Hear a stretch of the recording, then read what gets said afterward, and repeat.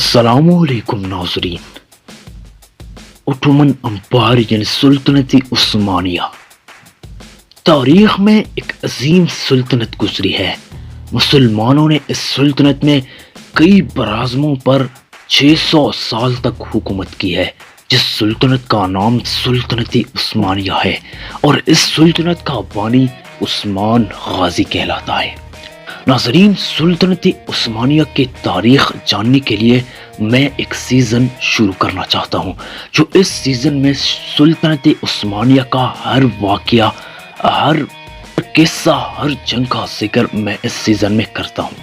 اگر آپ سلطنت عثمانیہ کے بارے میں جو کچھ جاننا چاہتے ہیں وہ آپ کو اس سیزن میں مل جائے گا، لیکن اس سے پہلے اگر آپ میرے چینل کو سبسکرائب کریں تو آپ کو میرا اس سیزن کا ہر ویڈیو آپ کو ملے گا۔ تو شروع کرتے ہیں آج کا ویڈیو کہ سلطنت عثمانیہ کی تاریخ پر، کہ سلطنت عثمانیہ کیسے بنا۔ ناظرین، ترکوں کے ان غارت گر قبائل نے، جو ترکان غز اور غزان کے نام سے مشہور ہے، خراسان و ایران میں داخل ہو کر سلطنت سلجوقیہ کے اعتبار وقار کو صدمہ پہنچایا تھا۔ ترکان غز کی ترک اتاس کا پتہ ملک چین کے صوبہ منچوریا سے لے کر مراکش تک تاریخوں میں ملتا ہے۔ انہوں نے سلطان سنجر سلجوقی کو گرفتار کر کے بہت کچھ اپنی دہشت لوگوں کے دلوں میں بٹھا دی تھی، مگر جب چنگیز خان نے خروج کیا تو ان کا زور بہت کچھ گٹ چکا تھا۔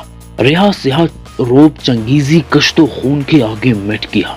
پہلے بھی یہ لوگ مختلف قبائل پر منقسم تھے، جب کرم بازاری جاتی رہی تھی اور بھی زیادہ تشدد اور پورا گندگی نے ان میں راپائی، کوئی قبیلہ مصر کی طرف جا کر وہاں کی فوج میں بھرتی ہو گیا، کوئی شام میں اور کوئی آرمینیا و آذربائیجان میں رہنے لگا، چونکہ ان کے اندر کوئی ایک زبردست بادشاہ پیدا نہیں ہوا تھا۔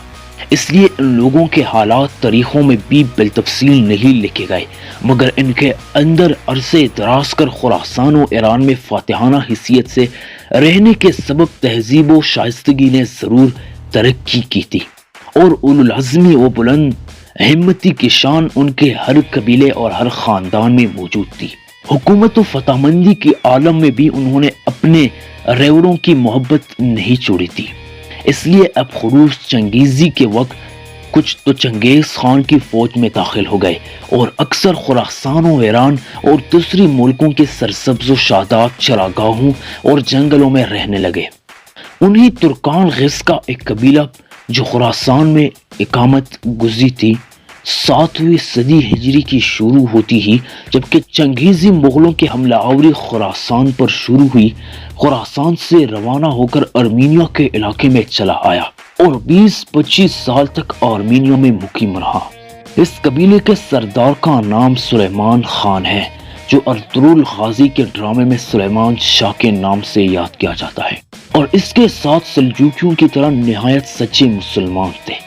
سلیمان خان کی قابلیت اور اپنی ہمراہیوں کے ساتھ اس کا سلوک دیکھ کر نتیجہ یہ ہوا کہ آرمینیا میں ترکان غز کے اور بھی آوارہ و پریشان کرنے والے افراد آ کر اس کی گرد جمع ہو گئے، اور اس جمعیت میں متبادہ اضافہ ہوتا رہا۔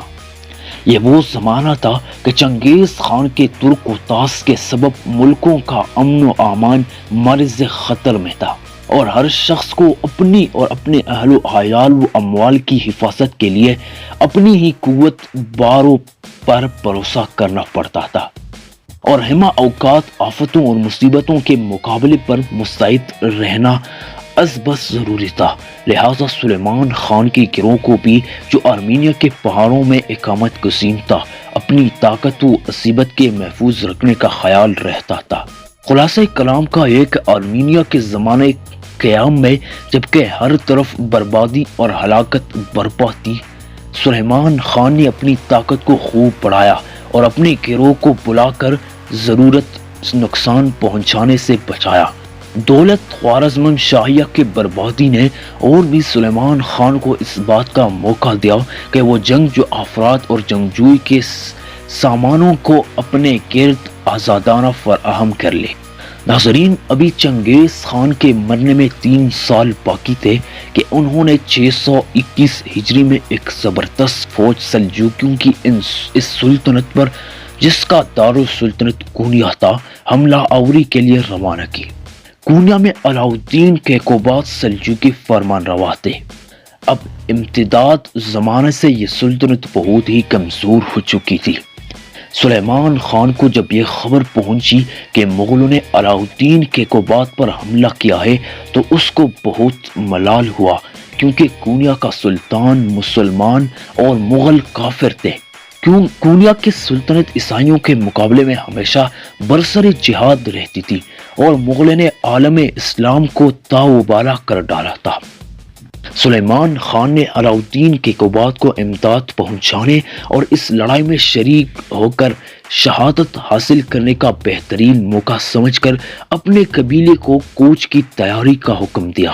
سلیمان خان کی اس جمعیت کی صحیح تعداد تو معلوم نہیں ہو سکی، مگر سلیمان خان نے اس جمعیت کا ایک حصہ جو اپنے بیٹے ارطغرل غازی کو دے کر بطور ہر اول آگے روانہ کیا تھا۔ اس کی تعداد 444 تھی۔ دنیا کے بڑے بڑے اور اہم واقعات میں جس طرح حیرت انگیز طور پر جس اتفاق کا معائنہ ہوتا رہا ہے، اسی طرح اس موقع پر بھی عجیب حسن اتفاق پیش آیا۔ ادھر آرمینیا کے جانب سے یہ مجاہدین کی فوج جا رہی تھی، ادھر مغلوں کی فوج علاؤالدین کیقوباد سلجوقی کے فوج کے مقابل پہنچ گئی تھی۔ عین اس وقت جبکہ سلجوقی لشکر اور مغلوں کے فوج میں ہنگامہ کا بازار گرم تھا اور مغل بہت جلد علاؤالدین کے لشکر کو مغلوب کیا چاہتے تھے۔ سلیمان خان کا بیٹا ارطغرل غازی اپنے ہمراہی دستے کو لی ہوئی نمودار ہوا۔ اس نے دیکھا کہ دونوں فوجیں برسری پیکار ہیں اور ایک فوج بہت جلد مغلوب ہو کر میدان کو خالی کرنے والی ہے۔ ارطغرل غازی کو معلوم نہ تھا کہ ان دونوں لڑنے والے کون ہیں، لیکن اس نے یہی مناسب سمجھا کہ کمزور فریق کی مدد کرو۔ چنانچہ ارطغرل اپنی 444 ہمراہیوں کو لے کر کمزور فریق کی طرف سے زبردست فریق پر ٹوٹ پڑا۔ یہ حملہ اس شدت اور بے جگری کے ساتھ کیا گیا کہ مغلوں کے پاؤں اکڑ گئے اور میدان میں اپنی بہت سی لاشیں چھوڑ کر بھاگ گئے۔ علاؤالدین کیقوباد سلجوقی ذرا دیر پہلے اپنی شکست اور ہلاکت کو یقینی سمجھ رہا تھا۔ اس غیر مترقبہ امداد اور فتح کو دیکھ کر بہت مسرور ہوا اور میدان جنگ میں ارطغرل سے جو فرشتہ رحمت بن کر نمودار ہوا تھا، بغل گیر ہو کر ملا۔ ارطغرل کو بے حد مسرت حاصل ہوئی کہ وہ عین وقت پر پہنچا اور جس مقصد کے لیے یہ سفر اختیار کیا گیا تھا وہ بحسن و خوبی حاصل ہو گیا۔ ابھی ارطغرل اور علاؤالدین کیقوباد اس مسرت و شادمانی کا لطف اٹھا رہے تھے کہ سلیمان خان بھی اپنی جمعیت کے ساتھ اسی میدان میں پہنچ گیا۔ علاؤالدین سلجوقی نے سلیمان خان اور اس کی بیٹے ارطغرل غازی کو خلعت گرا بہا عطا کی ہے۔ ارطغرل غازی کو شہر انگورا کے قریب جاگیر عطا کی اور سلیمان خان کو اپنی فوج کا سپہ سالار بنایا۔